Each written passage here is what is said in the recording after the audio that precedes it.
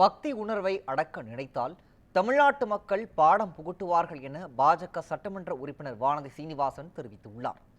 கோவையில் செய்தியாளர்கள் சந்திப்பில் அவர் பேசியதை சூப்பர்வைஸ் பகுதியில் தற்போது பார்க்கலாம்.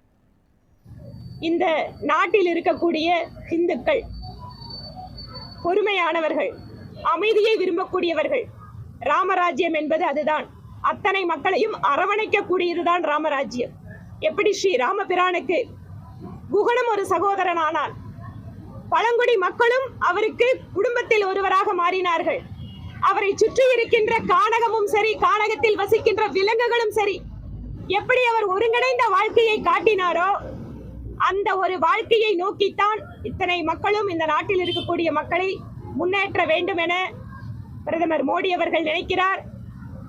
இந்த மக்களுடைய பக்தி உணர்வை இம்மாதிரியான சிறு சிறு செயல்களால் அடக்கிவிட முடியும் என்று நினைத்தால் தமிழகத்தில் இருக்கக்கூடிய மக்கள் நிச்சயமாக திராவிட முன்னேற்ற கழகத்திற்கு பாடம் புகட்டுவார்கள்.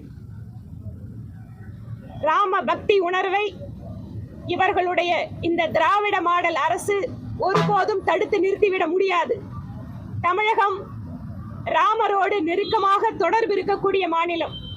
கிட்டத்தட்ட 3 நாட்களுக்கு மேலாக ராமர் தொடர்பு இருக்கக்கூடிய அத்தனை இடங்களுக்கும், அந்த வழிபாட்டு தலங்களுக்கெல்லாம் பிரதமர் மோடி அங்கு சென்று பிரார்த்தனை செய்ததற்கு பின்பாக இன்று அயோத்திக்கு சென்றிருக்கிறார். இது தமிழகத்திற்கு கிடைத்திருக்கக்கூடிய மிகப்பெரிய பெருமை.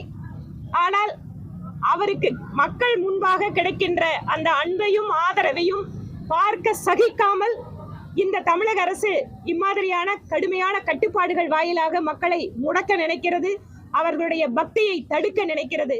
பாரதிய ஜனதா கட்சி மக்களுடைய உணர்வுகளோடு நிற்கும்.